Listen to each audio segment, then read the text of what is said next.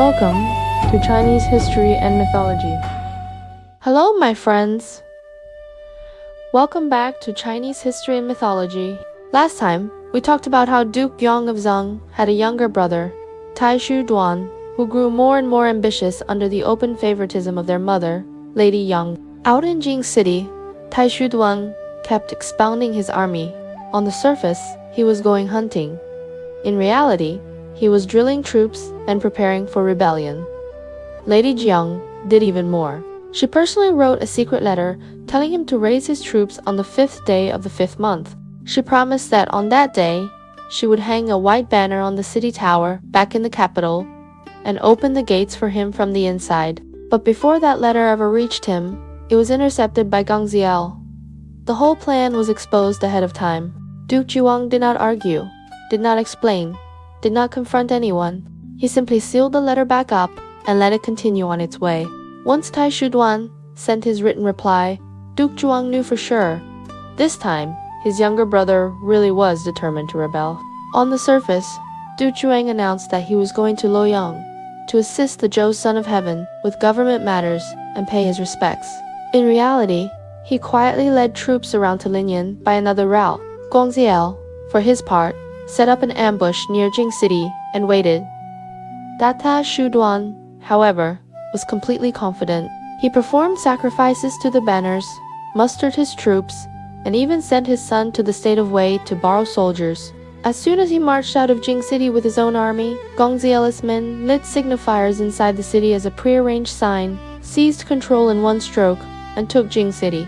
Then they posted public notices everywhere, laying out in detail everything Taishu Duan had done over the years, grabbing land, building up private forces, and defying his elder brother, the ruling duke.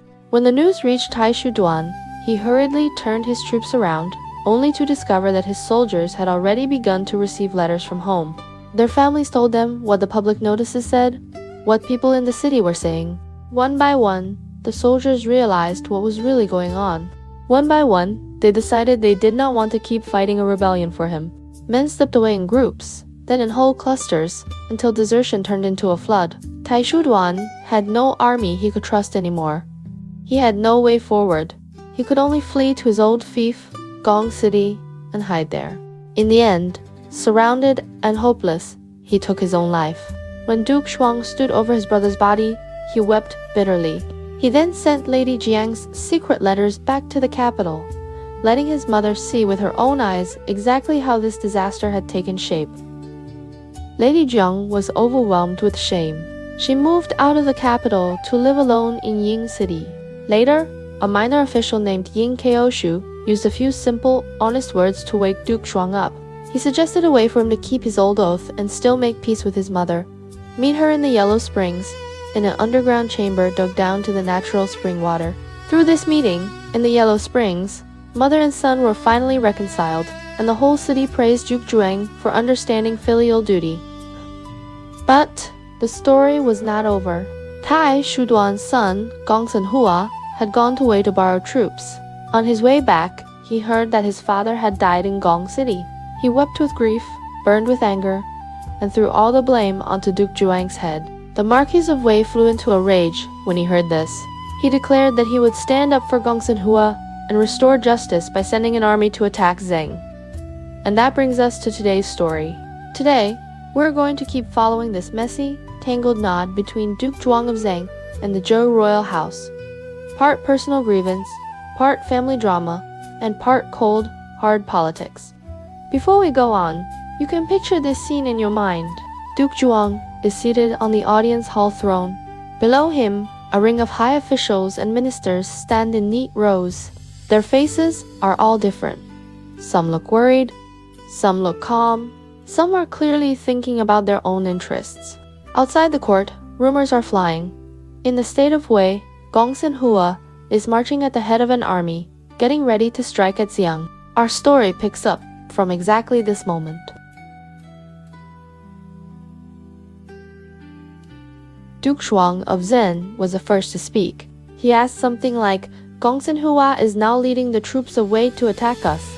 Does anyone have a plan? Gongzi Lü stepped out. He was the kind of person who spoke very directly, but also thought very deeply. He said, "My lord, there is an old saying.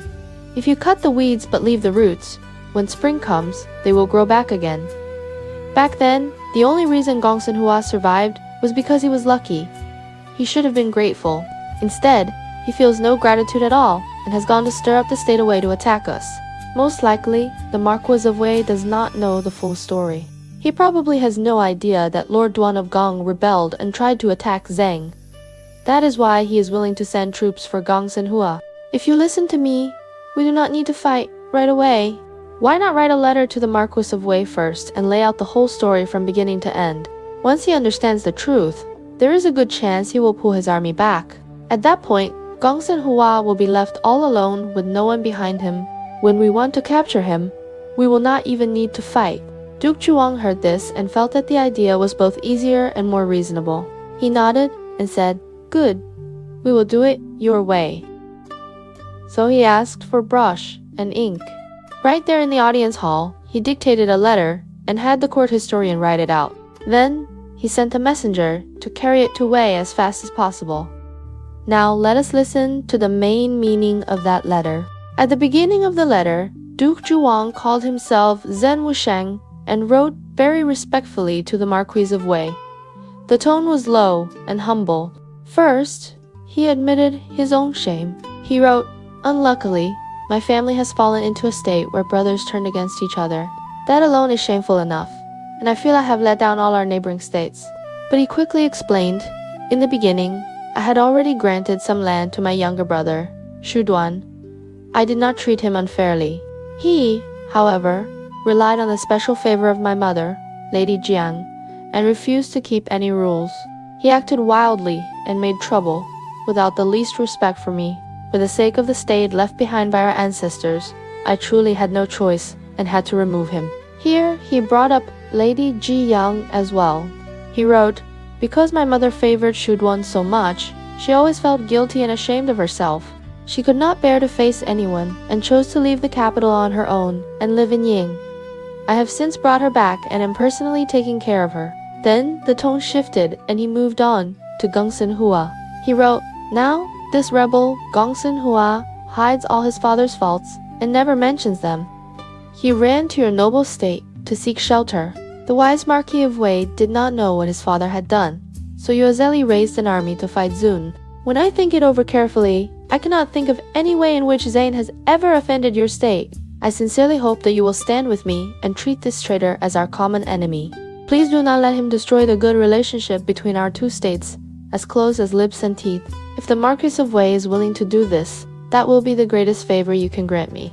The Marquis Wan of Wei was sitting in his palace when he opened the letter. After he read it, he froze. He went over the facts in his mind and finally realized that he had been completely fooled by Gongsun Hua.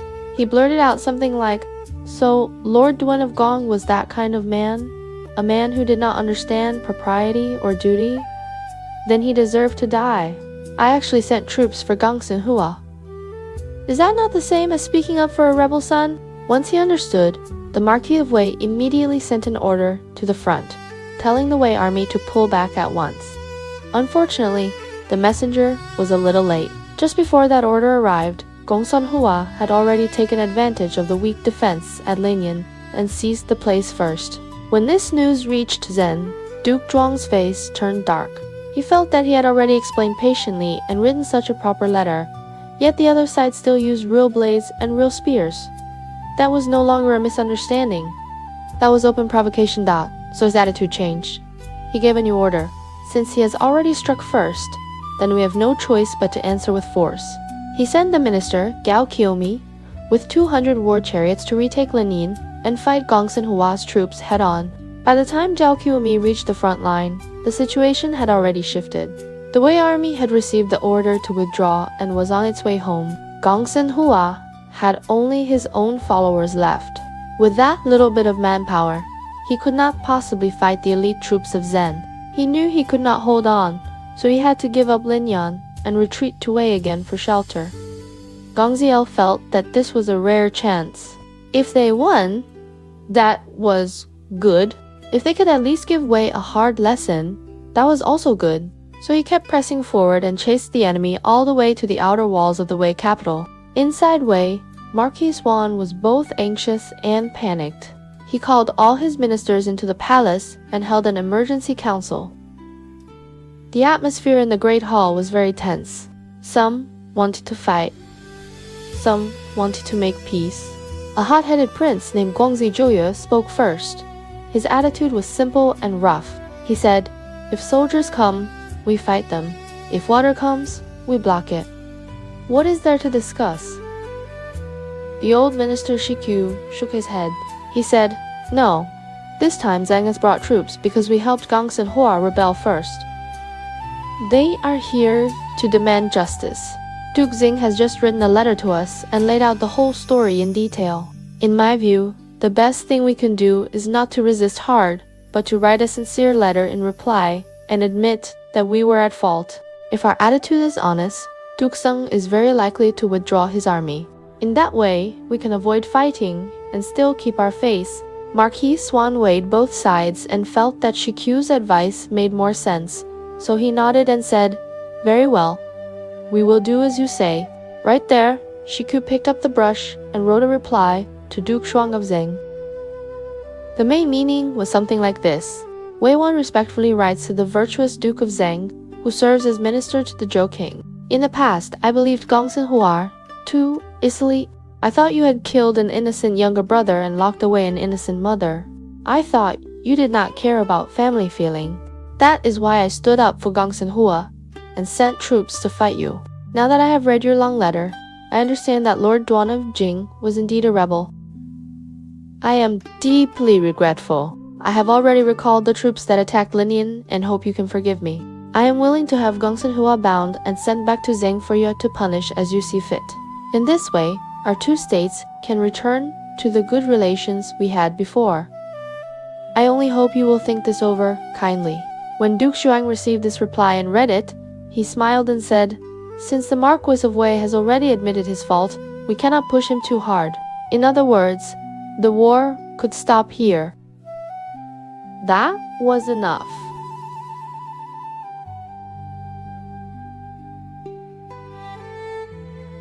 Right at this point, Lady Jiang also made her move. The state mother, Lady Jiang, had heard that Du Zhuang was sending troops against Wei, and she was truly frightened. What she worried about was not the safety of the state of Wei, but the fate of her grandson. She knew very well that Gongsun Hua was the only son of her younger boy, Lord Zhuang. If he were killed in this war, that whole branch of the family would be cut off completely, so she sent someone to call Duke Zhuang into the palace and spoke to him herself. Lady Jiang was very direct. She said to Duke Zhuang, "For the sake of your father, and for the sake of your brother, who has only this one son, spare him his life." Duke Zhuang had always been soft-hearted when it came to his mother, and he understood that Gongsun Hua was already isolated and had no force behind him. Even if they let him live, he would not be able to stir up any great trouble. So Duke Zhuang wrote yet another letter to Marquis Huan of Wei. He said, "I am willing to do as you suggested. I will pull my troops back and let our two states return to peace. Gongsun Hua is guilty, but he is the only son of my younger brother. If you are willing to keep him in Wei and let him live out his life there without stirring up rebellion again, then I will count that as you helping me preserve my brother's bloodline." Of course, the state of Wei was more than happy to end things in this way. The two armies withdrew to their own borders. Gongsun Hua then lived quietly in Wei under a hidden name and low profile. He grew old there and died there, and never made any great mark again. Just when things in Xing had finally calmed down a little, new waves began to rise in the Zhou royal house. At that time, King Ping of Zhou noticed something. He realized that Duke Zhuang of Zheng had stopped coming to Luoyang to attend court for quite some time and was no longer helping manage Zhou's government affairs. The king felt uneasy and a bit unhappy about it. Right then, the Lord of Guo, Guogong, Jifu, came to court. King Ping felt that this man was upright and proper, and that he behaved exactly according to ritual. A thought rose in his mind.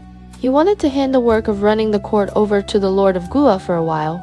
One day, King Ping summoned the Lord of Guo and spoke very plainly. He said, "The Duke of Zhen and his father have handled Zhou affairs for many years. Now that he has stopped coming, I cannot leave this position empty forever. I want you to take his place and manage the government for now. Do not refuse." The Lord of Guo understood very clearly that this was not a simple matter.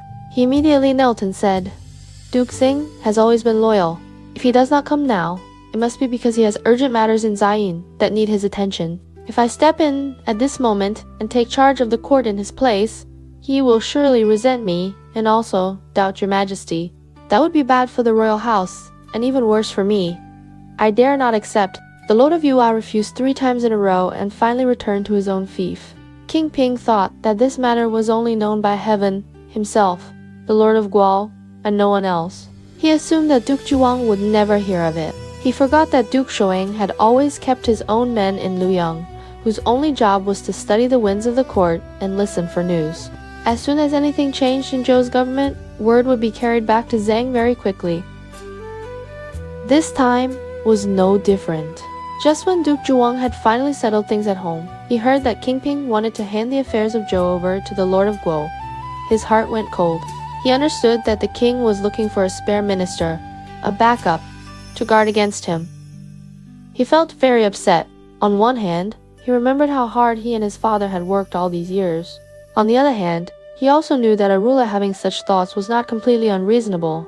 After thinking it over, he decided he still needed to go to Luoyang in person and speak openly. So he climbed into his chariot and drove through the night toward the Zhou capital. When he arrived in Luoyang, he first paid formal respect to King Ping according to ritual.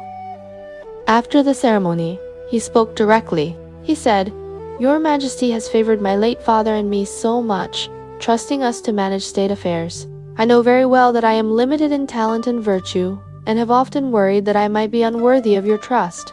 Now that things at home are temporarily stable, I wanted to use this chance to resign my post as chief minister and return to my own fief, to guard my borders quietly and keep a clean name in my later years." King Ping heard this opening and felt at once that something was wrong. He quickly said, "My dear minister, when you have not been in office, my heart has not been at ease. Now that I finally see you again, I feel like a fish that has returned to water. How can you talk about resigning the moment you arrive?" Duke Shuang did not circle around. He brought up the rumor he had heard. He said, "The reason I have not come in recent days is that there truly were internal troubles in Zheng that had to be dealt with. As soon as those were under control, I returned to Luoyang. Yet on the road, I heard that your Majesty meant to entrust state affairs to the Lord of Guo. My ability is far below his. Since your Majesty already has a new plan, if I still cling to this position and accept court salary without stepping aside, that would mean I do not know my place. So I came here to resign formally." As soon as King Peng heard him mention the Lord of Guo, he felt a jolt of guilt. His face grew a little strained. He had no choice but to explain. "While you were away, I only wanted to find someone to help you look after government matters for a while. Once you returned, it would still be yours to manage. The Lord of Guo has already refused me again and again, and I have already sent him back home. You do not need to worry." Duke Shuang listened, but his heart was still half doubtful. He then spoke more heavily. He said, "Your Majesty, the realm of Zhou is your family's realm, not the realm of the House of Zheng. It is your right to choose whom you use and whom you do not. The Lord of Guo is certainly able to help you govern. So now I resign my position as chief minister, not because I resent you, but because I do not want anyone to think I cling to power and cannot let go. I hope you will allow it." When King Ping heard this, he felt that no matter how he explained, Duke Zhuang would feel there was a thorn in his heart. The king himself began to feel wronged and even a little desperate. He said, "You and your father from Xing have truly done great service to Zhou. I have entrusted state affairs to you and always believed in you. For more than 40 years, we have lived well together as ruler and minister. Now, you suddenly think I have wronged you. How am I supposed to prove my sincerity? If you really cannot trust me, then I will send my heir, Crown Prince Hu, to Xing to live as a hostage. Would that put your mind at ease?" The moment the word hostage came out, Duke Zhuang was frightened. He quickly knelt again and said, "Your Majesty, you must not say such a thing. Serving in office or stepping down, that is the proper duty of a minister. How could the son of heaven's own son go to a vassal state to live as a hostage? If that happens, the people of the world will surely say that I, Duke Zhuang of Zheng, am forcing my king. Then my guilt will be very heavy indeed. But King Ping insisted. He said, I am not doing this just for you. I am doing it also for Zhou. You govern well. I want the crown prince to go to Jing, both to learn from you and to set your heart at rest. If you refuse again, that means you truly see me as someone who cannot be trusted. At this point, both sides were locked in a test of wills. Duke Zhuang dared not accept such a one-sided hostage arrangement. King Ping was determined to show his sincerity in exactly this way. The ministers standing in the court could see very clearly that if this continued, the tension between ruler and minister would only grow worse. Then one of the ministers stepped forward with a suggestion. The basic idea was, if only the Zhou side sends the crown prince to Jing as a hostage, that truly breaks ritual and makes the son of heaven look lower than his vassal. If Duke Zheng does not give anything of his own in return, it will be hard for anyone to accept. Why not have both ruler and minister exchange hostages? That way, each side shows trust in the other, and both sides can set their doubts aside. It would be a solution that works for both. King Ping heard this compromise and thought it was good. He said, very well, we will do it this way. So Duke Zhuang first sent his own son, Hutu Luyang, to live at the Zhou court as a hostage, and King Ping sent Crown Prince Hutu Zheng to live in the Zhang palace. Later historians judged this move very harshly. They said that ruler is ruler and minister is minister, and that their ranks should be clearly divided. Yet, in that year, the distinction was blurred. To keep trust between them, ruler and minister had resorted to exchanging hostages, like merchants in the marketplace, swapping collateral for a deal. Someone even wrote a poem about it, meaning that, from this step forward, the order of the Zhou royal house would become weaker day by day. However, if we look at it from a practical point of view, once the exchange of hostages was done, Duke Zhuang finally put down his worries and stayed on in Luoyang to assist King Ping. On the surface, court and kingdom settled back into harmony between ruler and minister. King Ping ruled for a total of 51 years and finally died of illness in Luoyang. After King Ping's death, Duke Zhuang of Zheng and Zhou Gonghajian together helped manage the funeral and the transition. Then, Duke Zhuang brought his son, who had been living as a hostage in Luoyang, back to Zhang, and let him succeed as the new ruler of Zheng. At the same time, the Zhou side also brought Crown Prince Hu back from Jing and put him on the throne as the new son of heaven. This was King Wan of Zhou. As soon as King Wan took the throne, the various lords all rushed to Luoyang to attend the funeral, offer condolences, and then pay their respects to the new king. Among all the lords, the lord of Guo, Jifu, was the first to arrive. He came dressed properly, behaved exactly according to ritual, and left a very good impression on King Wan and the court ministers. King Wan mourned his father's death, but in his heart he also felt that his father had died in Zenaf, to going there as a hostage. He could not help shifting some of his anger and resentment onto Zian. On top of that, he saw that Duke Zhuang of Zheng was already getting old, yet still held long-term control over Zhou affairs. This only made the young king more uneasy. One day, he spoke privately to Zhou Gonghajian. He said, back then, Duke Zheng made my father go to Zheng as a hostage. In his heart, he surely looks down on the house of Zhou. I have just become king, and he still holds the reins of power. In my view, sooner or later there will be trouble between ruler and minister. I think the Lord of Guo is humble, courteous, and understands the rules. I want to give him state affairs to handle. What do you think? Zhou Gonghajian thought further ahead. He warned King Wan, Duke Xing is indeed sharp in temper and hard of heart. He is not the most gentle of ministers. But when Zhou moved east, it was the states of Jin and Zhen that did the most and earned the greatest merit. You have only just come to the throne. If you immediately take power from Duke Zheng and hand it to the Lord of Guo, Duke Zheng will certainly feel wronged. As soon as he gets angry and stirs up trouble, the Zhou royal house will be in danger. You must think very carefully about this. But King Wan did not want to keep living under Zheng's shadow. He thought, I cannot be controlled by him for my whole life. So he gritted his teeth and said, I have decided. I cannot delay this any longer. We will do it my way. The next morning, King Wan went to court, as usual. After the formal ceremonies were done, he suddenly turned to Duke Zhuang and spoke. He said something along these lines. My dear minister, you were a great official trusted by the late king, and you do indeed have merit toward the house of Zhou. As someone of the younger generation, I do not dare refuse to let you rest. You have worked hard for many years and are already old. It would be better for you to leave the court now and return home to your own state to enjoy a peaceful old age. The words sounded polite, but the meaning was clear.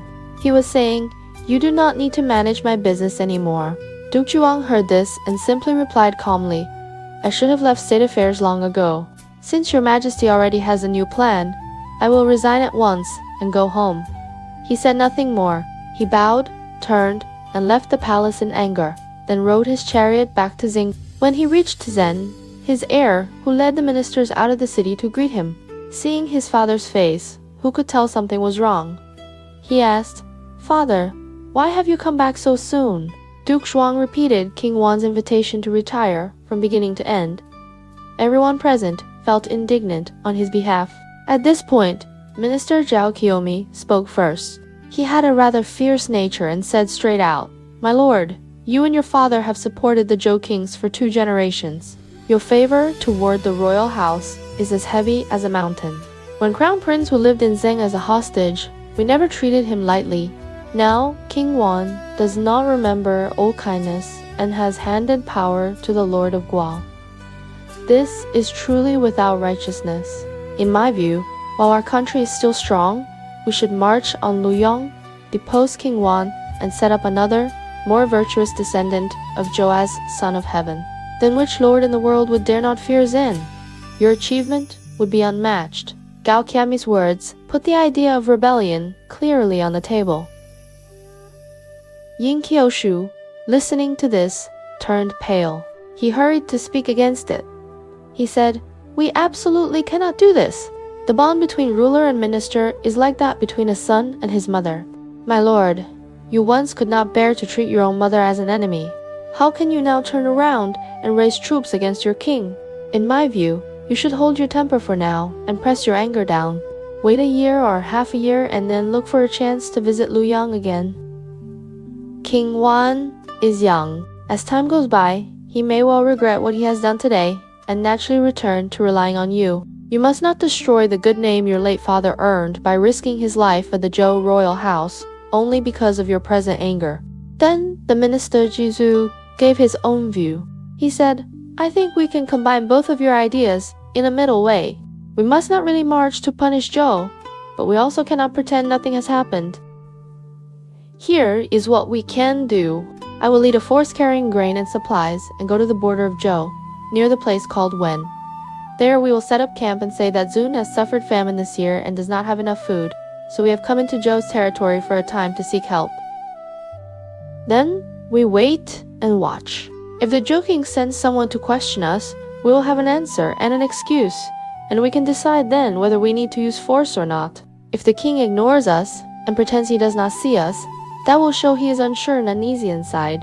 At that point, when you go into Luoyang, my lord, it will not be a loss of face.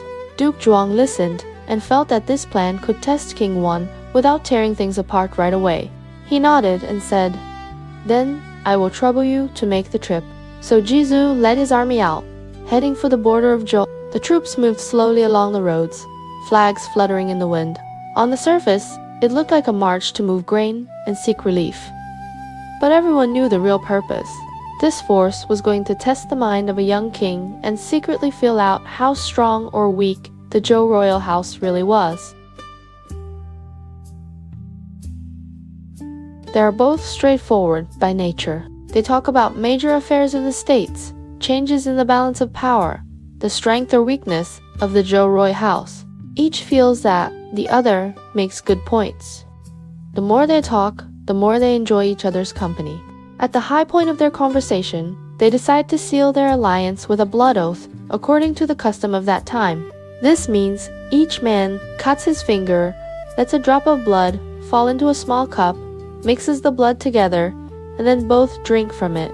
It is a promise that they will be like brothers, help each other in times of need, and never betray one another. You can picture that moment, the mountain wind as Shimon blows past the lodge. The two rulers raise the cup and drink, while their attendants and court historians stand in a circle, carving this moment into bamboo slips. After the oath, Duke Shi of Qi suddenly changes the topic to family matters. Smiling, he asks, "Has your heir, Prince Hu, taken a wife yet?" Duke Zhuang answers honestly, "Not yet." Duke Shi hears this and has an idea. He says, "I have a daughter whom I love deeply. She is not yet old enough for formal marriage, but she is clever and understands ritual. If you do not look down on us, when she grows older, I would like to marry her to your son, so that our two states can become in-laws." Duke Shuang is of course delighted. This is not only about finding a wife, it is also a perfect chance to tie their two states together with marriage. He thanks Duke Shi again, and after returning home, tells his son Hu about Dik. When Prince Hu hears his father's words, he is silent at first. Then he answers very seriously, "Father, the word wife in our language already has the meaning of matching and being equal. Marriage should be between families that are well matched. The two sides' status and strength should be balanced. We in Zheng do not have a very large territory, and our rank is not very high. Qi, on the other hand, has a big land and strong power and stands above us in rank. If I actively marry a princess from Qi, that will look like I am trying to climb up. People will say, I love to cling to the powerful. I truly feel uneasy about that." Duke Zhuang becomes a bit anxious. He says, "We are not the ones going to beg for this marriage. It is Duke Shi who has proposed it himself. Besides, if we become in-laws with Qi, in times of danger, we will have a helper. Why must you refuse?" Hu shakes his head. He says, "For a man, the most important thing is to have his own ability to govern his state well and to carry his duty on his own shoulders. If we rely on family ties and on our wife's family to protect our state, that is not a long-term solution. If I only feel safe because I married a princess of Qi, what kind of man am I? So this marriage, I truly do not dare accept." Duke Zhuang looks at his son. He feels a little regretful, but at the same time, secretly proud. In his heart, he thinks, at least this child has backbone and his own ideas. After thinking it over, he chooses to respect Hu's decision and does not force him. Before long, the envoy of Qi comes again to Zhentu, ask about Prince Hu's answer. When he hears that Hu does not wish to accept this marriage, he has no choice but to return and report to Duke Shi. Duke Shi listens and is not angry at all. Instead, he sighs and says, "The Crown Prince of Zheng is truly a gentleman. He is modest and knows his limits. Anyway, my daughter is still young. It will not be too late to decide her marriage in the future." Later, someone writes a poem using this story to mock those who rely on money and power to climb up to powerful families. The poem says such people are not as dignified as Zheng Hu, who knew where the line should be. Time keeps moving forward. One day, Duke Zhuang is in the audience hall discussing with his ministers. He says, "I should choose a time to go to Luoyang, to apologize to King Wan of Zhou, and also to see how the royal house is doing." Before he has finished speaking, someone rushes in with urgent news. News from Wei. Marquis Wan of Wei is dead. Duke Zhuang's face changes at once. He asks for details and soon learns that Marquis Wan has been killed by Gongzi Lü. Duke Zhuang lets out a long sigh and says, "It looks like Zheng is going to face a war." The ministers around him do not understand at first. They ask, "My lord, trouble is in Wei. Why do you say Zhang will not face war?" Duke Zhuang explains clearly, Gongzi Lü has always liked to solve problems with force. Now he has already killed his own older brother and taken the throne. For a man like this, the battlefield is the tool for him to strengthen his power. Zheng and Wei have never gotten along very well. If Zhou wants to show his strength and build his prestige, the first state he is likely to attack is Zheng, so we must get ready early. Next, the story turns back and tells how Wei walked step by step into this tragedy where a younger brother kills his elder brother. In Wei, the old ruler was Marquis Wu of Wei. He was a meritorious elder and, when he grew old, he died. his son took the throne and became Marquis Zhuang of Wei. Marquis Zhuang's main wife was Zhuang, the younger sister of the crown princess of Qi. Zhuang was very beautiful and of noble birth, but she had no children. Marquis Zhuang also had a concubine, the daughter of the ruler of Chen, named Li Gui. She also had no children. Later, Li Gui's younger sister Dai Gui was married to Wei as well and became another wife of Marquis Zhuang. Dai Gui gave him 2 sons. One was named Wan, the other Jin. By the rules of ritual, Wan as the elder should be the one to inherit the throne. Zhuang, although she had no child of her own, did not feel any jealousy. She treated Wan as if he were her own son, caring about his studies, his manners, and his daily life. In order to please her husband, and also to help the state have more heirs, Zhuang chose one of her own palace women and presented her to Marquis Zhuang. That palace woman also bore a son. That son was Zhou. From childhood, Zhou had a violent temper. He loved fighting, chasing, and testing courage. He often rode his horse around, waving weapons, running everywhere. He did not care much for the lives and property of common people. Marquis Zhuang adored this youngest son. Whenever he saw Zhou come back from riding, covered in sweat, he felt that the boy was full of heroic energy and was very pleased. So he almost always gave Zhou whatever he wanted and never really tried to restrain him. The old minister Shikyu watched all of this and was deeply worried. One day, he spoke very seriously to Marquis Zhuang. He said, "I have often heard the old saying that people who truly love their children do not only give them luxury, they must also teach them to tell right from wrong and to keep to the rules. If you spoil a child too much, his pride will grow and grow. Once pride grows too strong, he will surely cause trouble. If you really plan to pass the throne to Zhou one day, then you should make him crown prince now, in the open, and let him start learning how to be a ruler. If you do not plan to give him the throne, then you must control him now. Otherwise, great disaster will come in the future." Marquis Zhuang only nods and mouths agreement, but does not really take it to heart. He goes on, spoiling Zhou as before, and keeps turning a blind eye to what he does. Shikyu has a son of his own named Shi Hu is about the same age as Zhou, and the two become very close. They often ride out of the city together to hunt, and sometimes bully villagers in the countryside. Shikyu knows his son has fallen in with bad company and feels desperate. Once, he is so angry that he picks up a whip and beats Shihu 50 times, then locks him in an empty room to make him reflect. He forbids him to go out, but in the middle of the night, Shihu climbs over the wall and runs away from home. He goes straight to Zhou's residence for shelter. From then on, he basically lives there every day, eating, drinking, and having fun with Zhou, and simply not returning home. Shikyu sends people again and again to call him back, but Shihu refuses to come. Seeing this disobedient son, Shikyu is both angry and heartbroken, but he can do nothing. Time passes. Marquis Zhuang dies. By ritual, the elder son Wan inherits the title and becomes Marquis Wan of Wei. Marquis Wan's personality is completely different from Zhou's. He is weak, timid, and not good at making decisions. When Shikyu sees the new ruler's character, he knows it will be hard for him to hold Wei together. Shikyu, himself, is already old, so he chooses to retire and asks to step away from state affairs. Zhou sees that the man who could restrain him has left office and that the real ruler, Marquis Wan, is very weak. His ambition grows larger day by day. He and Shihu stay together all the time, drinking and talking.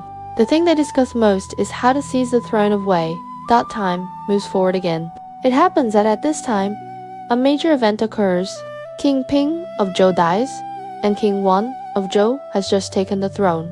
Marquis Wan of Wei feels that, as the ruler of a vassal state, he should go to Luoyang to mourn King Ping and congratulate the new King Dods. So he gets ready to set out for court. As soon as this news spreads, Shihu senses an opportunity. He says to Zhou, "Our big chance has finally come. The ruler leaves the capital for Luoyang tomorrow. You can set up a farewell banquet outside the west gate and personally see him off. We quietly ambush 500 armored soldiers outside the city in advance.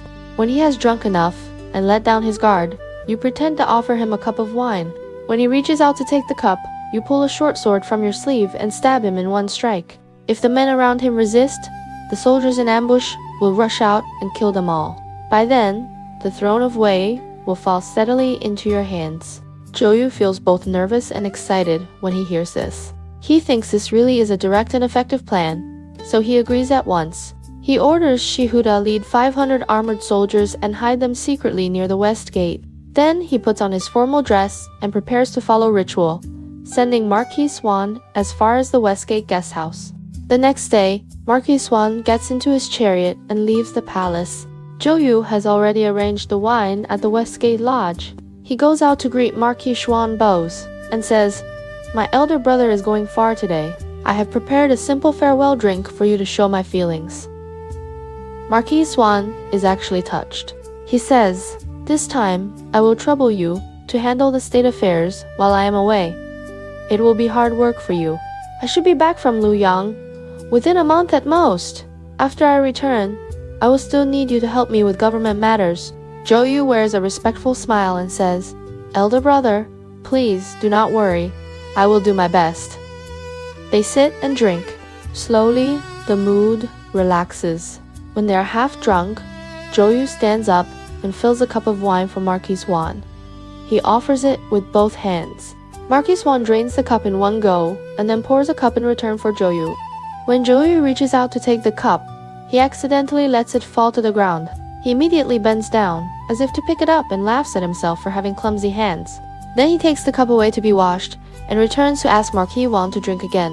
Marquis Swan suspects nothing and simply tells a servant to bring another cup so they can keep drinking. At that moment, Zhou suddenly stands up from behind him. He takes one big step to Marquis Swan's back and pulls out the short sword he has hidden in his sleeve.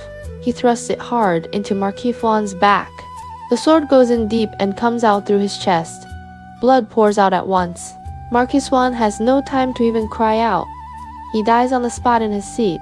This happens in the 3rd month of the 1st year of King Wan of Zhou's reign. Outside the guest house, Shi Hu has already surrounded the place with his 500 armored men. The ministers and officers who came with Marquis Wan all know what kind of man Zhou is. They see armed men on every side.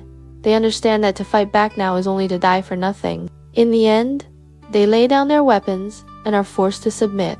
Zhou orders Marquis Swan's body to be placed in an empty chariot and quickly taken away for burial.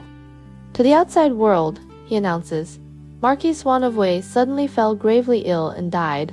Then he climbs onto the throne himself and formally calls himself ruler of Wei. He appoints Shi Hu as chief minister and raises his partner in crime to a high office. As for Marquis Swan's younger brother, Gongzi Lü, he sees that things have turned bad. He escapes at night and finally flees to the state of Qing to seek refuge.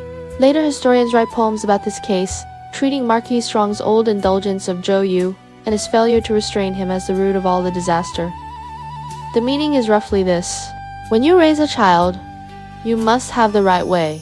If you only know how to spoil and never teach him to respect rules, your love will sooner or later turn into disaster.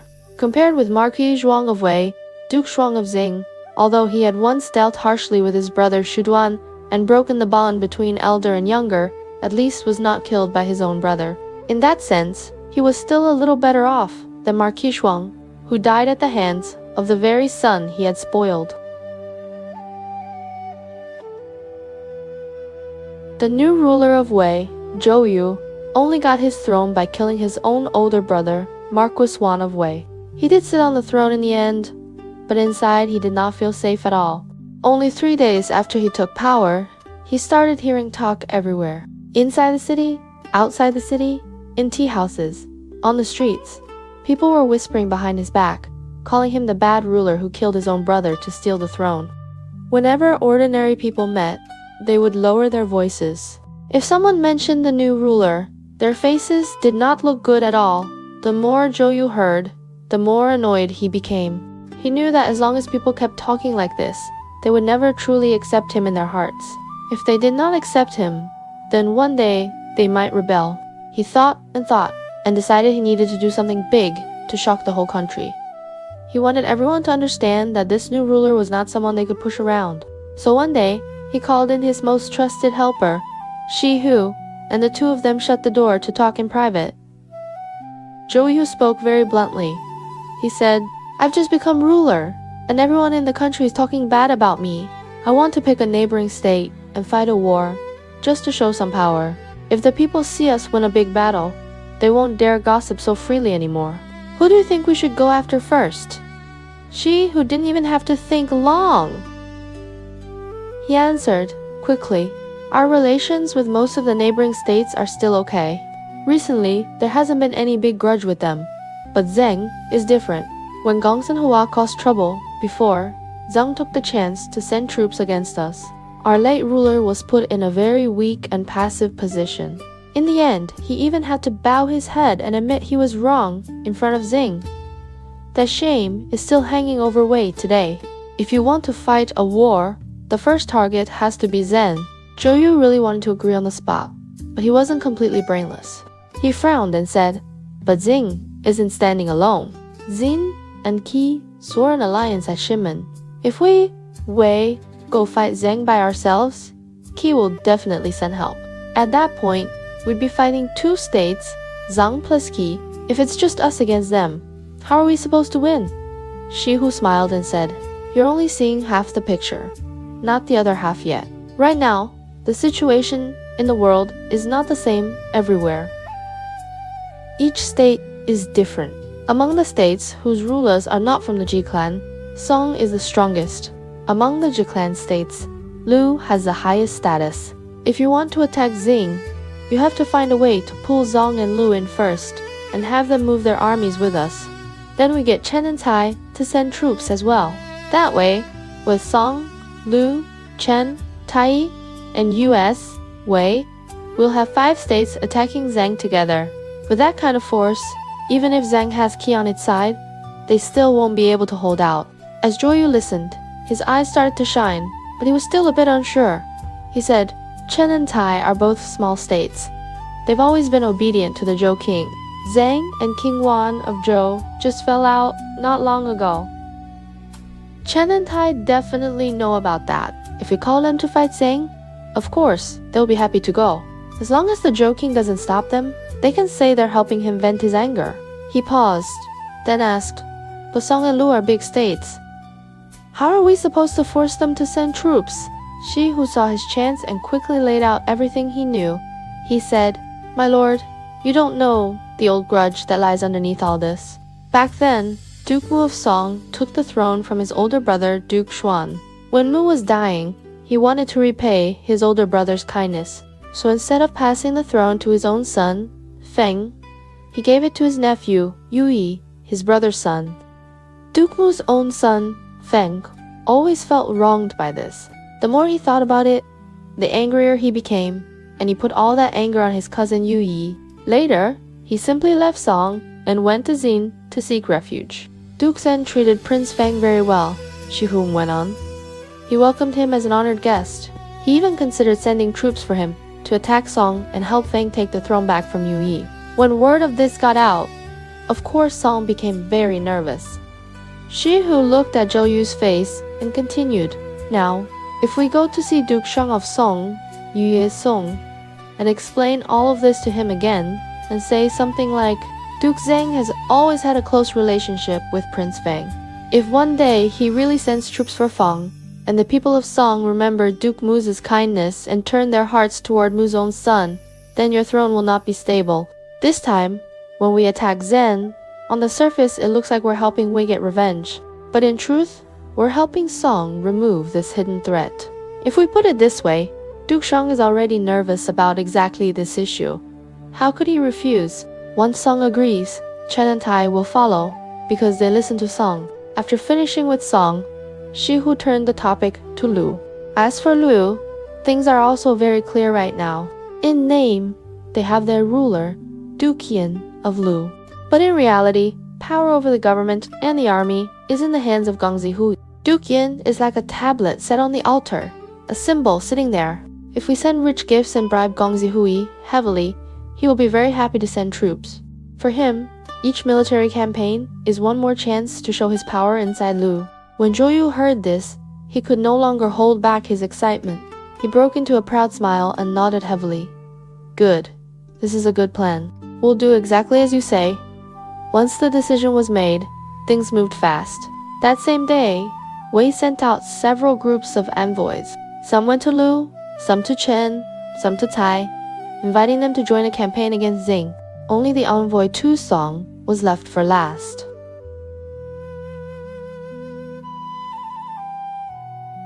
Zhou knew that this one carried the heaviest responsibility, and for the moment, he could not think of the right person for the job. He was worrying over this when Shi Hu offered another suggestion. "There is a man named Ning Yi," he said. "He's clever, sharp-tongued, and very good with words. No one is more suitable than him." Zhou agreed at once and sent Ning Yi as the envoy to Song. Ning Yi took Zhou's letter and hurried all the way to Song.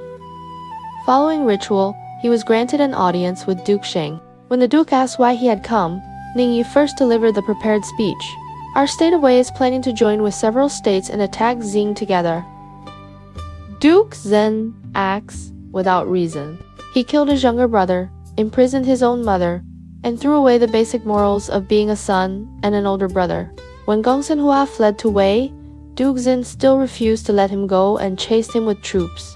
Our late ruler had no choice but to bow to Zhen to avoid war. Now, our new ruler, Zhou, wants to wipe away that shame for our state. So, he hopes you will join us in sending troops. Duke Sheng listened, but didn't feel truly moved. He said, "I have no real grudge with Duke Zheng. You say he is our common enemy. On what grounds can you say that?" Seeing his calm face, Ning Yi knew he needed to change his approach. He glanced around and then said, "This is not something I should say in front of others. Please send the attendants away. Then I can explain slowly." Duke Shang waved his hand and had his servant step out to the doorway. He turned slightly and lowered his voice. "All right," he said. "Let's hear your good idea." Only then did Ning Yi begin to guide the conversation towards Song's internal problem. He first asked, "Who passed the throne to you?" Duke Shang answered honestly, "My uncle passed it to me on his deathbed." Ning Yi nodded. "Normally," he said, "when a father dies, the son inherits the throne. That is the proper order. Your uncle, Duke Mu, was a man of high virtue. Some people say he was almost as good as the sage kings Yao and Shun. To repay his brother's kindness, he passed the throne on to you. That can be seen as good-hearted. But there is one person who has never accepted this. His own son, Prince Feng. Prince Feng knows very clearly, in his heart, that this throne should have been his. Even though he is in Zheng now," Ning Yi went on, "when he goes to sleep at night, he is still dreaming about the throne of Song. Think about it, my lord. How could he be content?" Duke Zheng and Prince Feng are very close. Duke Zheng has already shown signs that he might be willing to send troops for him. If one day Duke Zheng really does march his army to help him, and the people of Song remember Duke Mu's kindness and believe that Mu's own son should be their ruler, then their hearts will all turn toward Prince Fen. At that point, will you still be able to sit firmly where you are now?" Here Ning Yi lowered his voice even more. "This time," he said, "our state of Wei claims we are attacking Zheng to avenge ourselves, but in truth, we are also helping you remove a hidden danger. If Duke Zheng is gone, Prince Feng loses his support. Then your position on the throne will be secure. If you are willing to take the lead and call for a joint attack on Zheng, our state of Wei is ready to put the military command in your hands. Lu, Chen, and Tai will also follow your direction. With 5 states marching as one, how could Zhang still have any way out?" Duke Sheng had long been haunted by the thought of Prince Feng as a thorn in his side. Now, hearing Ning Yi lay everything out, he feels his heart tighten and, at the same time, he sees a golden chance. He thinks, if I don't borrow outside power to remove Duke Zheng now, one day, Zheng might really move for Prince Feng. So, in the end, he nods and agrees to send troops against Song. Back in Song, the Grand Marshal, Kung Fu Jia, hears that his ruler is going to join Wei in attacking Zheng, and in his heart, he really disagrees. He is a descendant of the Shang founder Tang, a man of integrity who sees far ahead. He rushes into the palace to advise, "My lord, you must not listen to the envoy from Wei. It is true that Duke Zheng did wrong by killing his brother and jailing his mother, but didn't Zhou of Wei kill his own brother and steal the throne? Is his crime any smaller? If we stand on the side of justice, weighs far worse than Zheng. If we, Song, fall away to attack Zheng, it is the same as helping a man who has committed a great crime against kinship. But Duke Shang has already given Ning Yi his word, and it is hard to take back. He is also truly more afraid of Prince Feng than of Duke Zheng. So, although he speaks politely to Kung Fu Jia, in reality, he does not change his mind. Very soon, he fixes the date for mobilizing the troops. On the other side, in Louis Gongzi, Hui has already taken Wei's heavy gifts. He does not even bother to ask Duke Yan for his opinion. He just makes the decision himself, mobilizes the army, and personally leads the troops to attack Zheng. Chen and Tai, according to the agreed time, each send their own armies and join Song, Liu, and Wei. By now, Duke Zhuang of Zheng has the highest rank among the five, and he is of the royal Zhou bloodline. So everyone pushes him forward as overall commander and calls him the alliance leader. Shi Hu of Wei takes the job of vanguard, leading the front. Zhou Yu himself keeps Wei's army in the rear, bringing plenty of wine, meat, and grain to reward the soldiers of the other four states, hoping they will give this new ruler some faith. When all five forces gather, they have a total of 1,300 war chariots. You can imagine row after row of chariots approaching from the distance, horses in front, armored soldiers on top, banners snapping in the wind. This allied army marches straight to the east gate of Zheng's capital and surrounds the area, completely blocking the roads. Duke Zhuang of Zheng stands on the city tower and looks out. What he sees is not the army of one state, but 5 flags and 5 kinds of armor. He goes back into the palace and immediately gathers his ministers to discuss what to do. For a while, everyone is talking at once. Some say they should march out and fight right away. Some say they should shut the gates and sue for peace. Others say they should hurry to ask for help from another state. Voices overlap, and the hall is in chaos. Duke Zhuang listens for a while, then smiles and waves his hand. What you've all said, he tells them, still isn't steady enough. Zhou Yu has just killed his older brother and seized the throne. He knows many people in his state do not accept him. That's why he is using this excuse of washing away shame for the state to launch a foreign war. He wants to use outside armies to help him intimidate his own people. He then slowly lays out his analysis. Gongzi Hui of Lu is here for money. He only sent troops because he took a heavy bribe from which Chen and Tai have no deep hatred with us. They came to give face to Song and Wei, not to risk everything on the battlefield. Only Song is different. Duke Sheng has always feared Prince Feng of Song, who is in Zing, as a threat to him. So he is the only one who truly wants to help Wei and strike at us. Here, Duke Zhuang's eyes change. He already has a plan in his heart. I think we should first invite Prince Feng to leave Zing, he says. We can send Minister Jia Shaing with a troop to escort Prince Feng to change to live there. Then we send an envoy to Duke Sheng and say, Prince Feng came to Zing in the past to escape danger. We did not want to turn our backs on a man in trouble, so we took him in. Now, we have ordered him to move, to change, and wait for you to decide his fate yourself. Once Duke Sheng hears this, he will certainly move his main army toward change. When Song's main force leaves, Duke Zhuang continues. Chen, Tai, and Liu will all begin to hesitate. They never had deep hatred toward us. Most likely they just want to pull back and go home early. At that time, we can let Guangziao lead 500 infantry out of the east gate. His task will be to challenge only the army of Wei. They fight a few rounds, not to the death. Then he pretends to be losing and gradually retreats back into the city.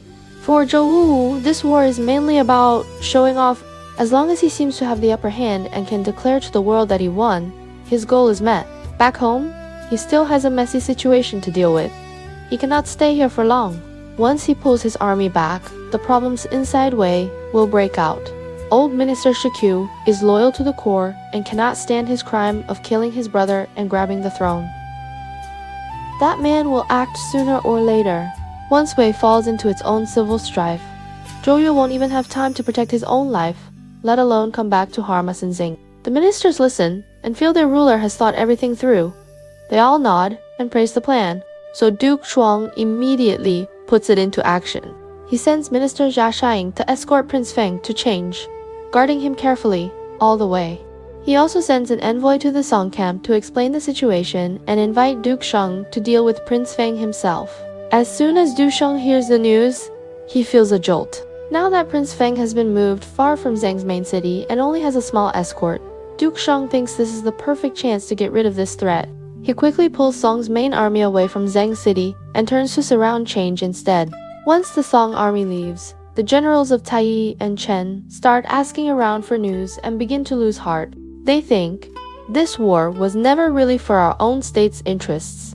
If Song's troops are gone, why should we stay? If we suffer heavy losses here, how will we explain it when we go home? Looking at Lu's forces, they see that Gongzi Hui also has no wish to stay long.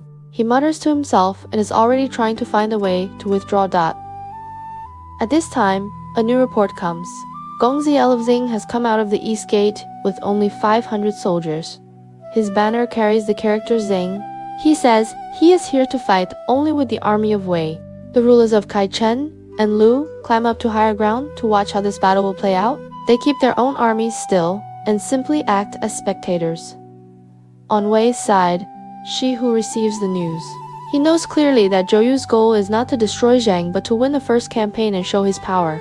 Seeing that Zheng has sent out only 500 infantry, he figures this is a great chance to win credit for himself. He leads Wei's troops out to meet them in open battle. As soon as the fighting starts, Gongzi Lü and Shi Hu face each other in front of the lines. After several exchanges, Gongzi Lü begins to show a losing posture on purpose. He retreats while fighting, dragging the battle flag back step by step. Shi Hu thinks he really has the upper hand now. He happily shouts and chases all the way to the city gate. The men on Zheng's walls drop the drawbridge at once. Gongzi Lü is brought safely back inside, and the gates are slammed shut. Shi Hu reaches the city and sees the gates closed tight. Gongzi Lü is secure inside. He does not try to force an assault. Instead, he orders his soldiers to cut the rice around the city, saying it is for army supplies. Once they finish reaping, he gives the order to return. When Zhou Yu sees his army coming back, he asks, "Why are we withdrawing after just one small battle? Couldn't we keep the siege on Zheng?" Shi Hu has the other men step away and quietly speaks to Zhou Ju alone. He says, "My lord, we came out this time to show people that Wei can still fight. Today, in front of all the other states, we gained the upper hand and grabbed some grain. We've already saved face. Also, Song's army has left for change. The troops of Chen, Taiyi, and Lu no longer want to stay here. If we insist on staying under Zhang's walls and they all go home, we'll be alone in enemy land. That would be very dangerous. And you have only just taken the throne. Our own state is not stable yet. If we stay out too long, the ministers and the people will feel even more uneasy. The more Zhou Yu listens, the more sense it makes." He nods again and again, so he orders Wei's army to withdraw along with the other allied forces. This huge 5-state campaign against Zheng ends in a way that looks like a slight advantage on the surface, but in truth, no one has gained very much. On the surface, it seems that Zhou Yu has raised his fame and Duke Zhuang has held his city. But in the shadows, Duke Zhuang has already achieved his goals. Duke Zhuang of Zheng has moved his attention away to Change. Prince Feng is trapped there. The allied forces have not truly damaged Zheng's homeland. And Zhou Yu of Wei, although he has led troops on one long expedition, has now placed himself under an even brighter spotlight. As for what will happen inside Wei after his return, whether he can really stabilize his power, or whether he is heading toward an even more dangerous path, that depends on when old Minister Shiku decides to make his move. We'll stop here for this part of the story. Next time, we will see what awaits Zhou Yu when he returns to Wei. Will it be firm control or the beginning of his downfall?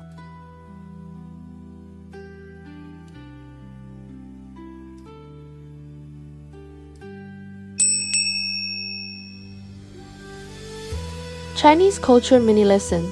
Did people in ancient China eat hot pot? Before we dive into today's story, let me take a moment to explain, very quickly, what hot pot is for friends who've never tried it before. In English, there isn't a perfect translation for the word huoguo. Some people say hot pot. Some people say Chinese fondue. But honestly, neither of these is quite right. Hot pot is not just dipping sauce, and it's not grilling on a stick dot. It's a very Chinese, very special way of eating. The simplest way to describe it is this. Hot pot is when you put a big pot of boiling broth in the middle of the table, keep it bubbling the whole time, and everyone cooks their own food in that shared pot. You drop the ingredients into the soup, wait a few seconds or a few minutes until they're ready, fish them out, and eat them right away. You can imagine the scene like this. Right in the center of the table, there is a pot rolling and bubbling, steam rising up like a warm cloud. Around the pot, there are plates of all kinds of ingredients, very thin slices of meat, vegetables, tofu, mushrooms, meatballs, seafood. Whatever you want to eat, you can throw in. You pick up a slice of meat, drop it into the boiling broth. In just a few seconds, the color changes. The aroma comes up, and your mouth starts watering. You pull it out, dip it into your favorite sauce, and when you take a bite, it is hot, tender, and full of flavor. The key point of hot pot is not that the chef cooks the dishes for you. The key is that you cook your own food at the table, and you can watch it slowly turn from raw to cooked in that steaming broth. Many foreign friends, when they see hot pot for the first time, will say something like, "So, you basically moved the kitchen onto the table." Yes, that's exactly right. We move the kitchen onto the table, and everyone becomes their own little chef. There is also something very charming about hot pot. It is almost never eaten alone. You usually need at least 2 people, 3 people, a whole table of people. You dip food for each other, pass plates back and forth, talk, laugh, warm up, drink soup, and eat meat together. The steam above the table, the heat from the pot, and the noise of everyone talking together create a very warm, social feeling. So hot pot is not only food it is also atmosphere. It's a ritual that gathers people around the same pot. If you've never had hot pot before, you can imagine it like this. A Chinese-style gathering where people are cooking and eating at the same time, talking and laughing while a big cloud of warm steam rises between them. In winter, this is especially sinful, deeply satisfying. Alright, now that we have that basic picture, we can move on. Today's topic is, did people in ancient China actually eat hot pot? And if they did, was it anything like what we eat today? The answer might surprise you.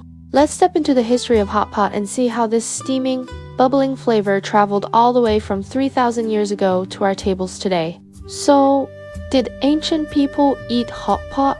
If you ask people in China today, what's the happiest thing to do in winter? Most of them will probably say something like sitting around a table with friends, eating a big pot of hot pot, the bubbling broth, the rolling red chili oil, the smell of dipping sauces, the fogged up table, the clouded glasses. In that moment, you feel like your whole body is wrapped in warmth. Today, we're talking about a very fun question. Did people in ancient China eat hot pot? Was there a hot pot, the same as what we eat now? And who was it that first took this poor people's pot and carried it all the way onto the emperor's royal banquet table? You'll see that the history of hot pots is much more dramatic than we usually imagine. At first glance, hot pot feels like a modern invention. After all, modern hot pot chains have spread from north to south across China and then overseas. We have spicy broth, mild broth, yuan-yang double flavor pots, copper pots, charcoal pots, induction stoves. Everything looks very up to date. But actually, if we simply define hot pot as cooking ingredients in a pot and eating them immediately, then its history becomes frighteningly long. As early as the pre-Qing period, people in China already had something like the ancestor of hot pot. Back then, it didn't have the name huoguo yet. It was called shinding, a tripod cauldron with liquid inside, heated from below. You'd pour in water or broth, throw some food inside, let it cook, then fish it out and eat. This action is almost exactly the same as our swish-swish motion when we cook thin slices of meat today. By the Han Dynasty, people had even invented small metal pots with inner divisions. One pot was divided into several sections, like a grid, so different ingredients or flavors could be cooked at the same time. You can imagine it as one of the earliest multi-compartment hot pot designs, maybe even a prototype of the modern 9-grid spicy pot. But back then, people were not eating beef tripe or pork aorta like many of us do today. Their main star ingredient was rabbit. People in ancient times especially loved rabbit meat. They even gave rabbit hot pot a very poetic name, 剥虾公. It means that when the rabbit meat is cooked in the boiling broth, it turns white and tender. When you take it out, it looks reddish and shiny, like a piece of rosy sunset, cloud in the sky dot. It sounds almost dreamlike, doesn't it? As we move forward to the Song dynasty, people really started eating in a way that looks very much like our modern hot pot style. Everyone sitting around the same table, cooking and eating at the same time. By then, hot pot had become very social. The rich ate it. The poor also ate it. The difference was only in ingredients. Rich families used good cuts of meat. Poor families used offal and scraps. But everyone loved this steaming, warming way of eating. Especially in cold weather, when a pot was brought to the table, the warmth went straight into the body and into the heart. However, the real push that made hot pot spread widely among ordinary people came from two groups: the Mongols and the northern Chinese. The Mongols loved lamb, but they didn't enjoy biting into big chunks of fat, so they started slicing lamb very thin and then briefly swishing it in boiling water, just until it changed color. This is basically the original form of what we now call mutton hot pot or instant boiled lamb. As they rode and fought across the steppe and into the central plains, this way of eating traveled with them and eventually took root, becoming a favorite all across the north. So, in the traditional Beijing copper pot, hot pot, and in old school northern Shu and Yangru, you can still see the shadow of Mongol food culture. Then, we come to Sichuan hot pot, which is a whole other story. Today, when people say hot pot, many immediately think of Sichuan and Chongqing, the fiery red broth, the strong numbing spicy hit of chili and Sichuan peppercorn, and that feeling that one mouthful can wake your entire brain up. But here is something you might not know. This style of hot pot came quite late in history, because compared to hot pot, chili peppers arrived in China much later, not more than 300 years ago. So yes, for a long time, the people of Sichuan also lived without spicy peppers. The most widely known theory is that Sichuan Chongqing hot pot was born along the docks of the Yangtze River. A popular story says that the first people to eat this kind of hot pot were boat trackers, dock workers, and other hard laborers at the river ports in Chongqing Singskadoshima area. They would collect cheap parts of the cow, offal, tripe, intestines, all the low-value cuts that rich people didn't want. They put these into a big pot, added lots of chili, Sichuan peppercorn, ginger, garlic, and other strong seasonings. The smell was intoxicating. The spiciness could drive away the cold, boost the body, and cover up the strong odor of offal. If we put it in modern language, it was basically a low-cost energy station for workers. So the earliest Sichuan Chongqing hot pot was not a fancy restaurant dish at all. It was a taste of the poor. But look at hot pot today. Who can still call it food of the poor? Food has never truly belonged to one single social class. Once it is delicious, it will always find its way across all boundaries. The moment when hot pot truly entered the elegant hall and became part of high culture was in the Qing dynasty. The Manchus came from the northeast and loved hot, hearty food. When they moved the capital to Beijing, they brought this passion for hot eating with them. Emperors like Qianlong, Jiaqing, and Daoguang were all crazy about xiangguo, instant boiled hot pot. When Qianlong was over 60 and held his famous feast for 1,000 elders, hot pot became the star of that grand event. You can imagine a banquet with thousands of guests, and on each table, a copper hot pot sitting proudly in the middle. What a scene that must have been! According to Qing court records, the imperial banquets were divided into different grades: first class, second class, and so on. But no matter which grade, every table had to have a hot pot. The difference was in what went into the pot. On some tables, they cooked venison. On others, they cooked lamb. There were also meatballs, prepared delicacies, and rare ingredients from all over the empire. Hot pot became the emperor's favorite dish. From the palace, the fashion spread back into everyday life. Once the royal family fell in love with it, ordinary people were eager to copy the style. so hot pot spread wider and wider. By the late Qing period, Beijing had restaurants that specialized in instant boiled mutton. The most famous was Donglishun. Their lamb slices were cut so thin they were almost like paper. One quick swish in the broth, and they were ready. Tender, fragrant, and full of flavor that people in Beijing used to joke, if you haven't eaten at Donglishun, you can't really say you've been to the capital. Of course, hot pot didn't only flourish in the north. The south developed its own hot pot traditions as well. In places like Nanjing and Suzhou, people loved clear, delicate mushroom broth, hot pot. In Guangdong, people made hot pot with fresh seafood and rich, slow-cooked soups. In Yunnan, people used wild mushrooms, filling the whole pot with earthy, deep fragrance.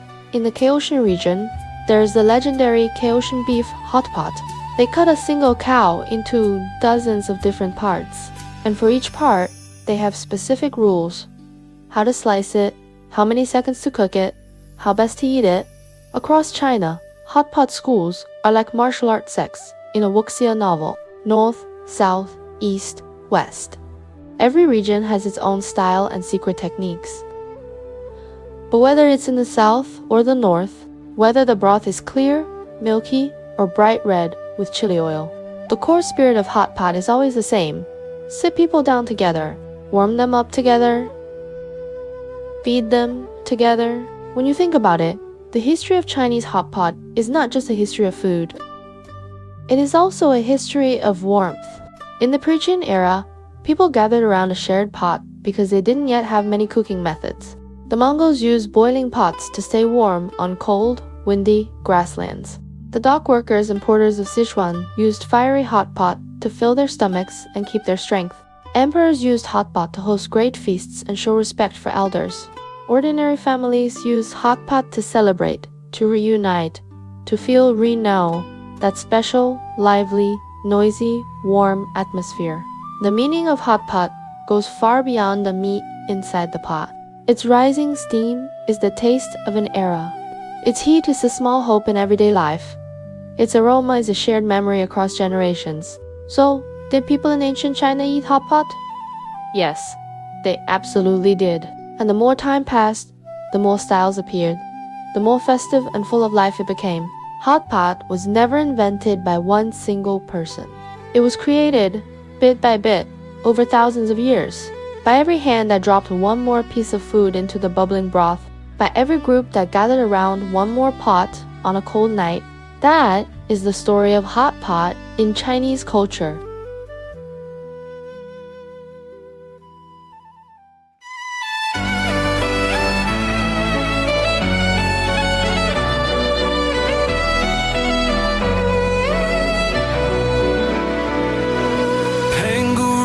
Sky in light, Nua healed the broken heart. Fuxi traced the world's design. Every age leaves stories bright.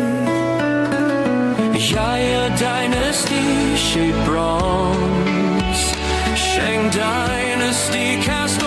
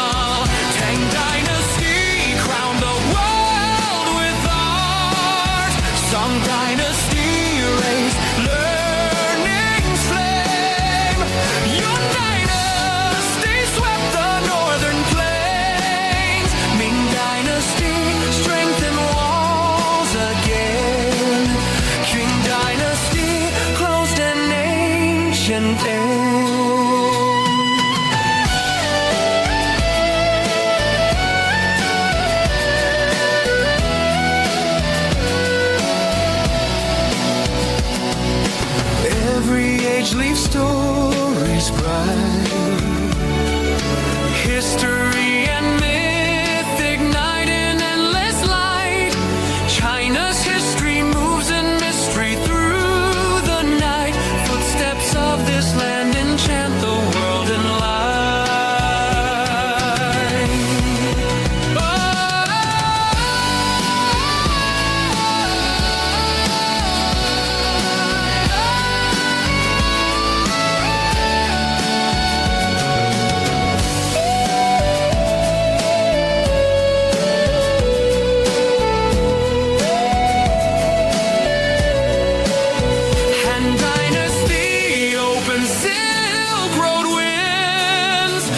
Kingdoms dynasty turn war to tales.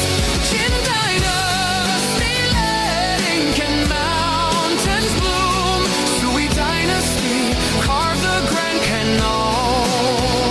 Tang dynasty crowned the world with art. Song dynasty raised learning's flame.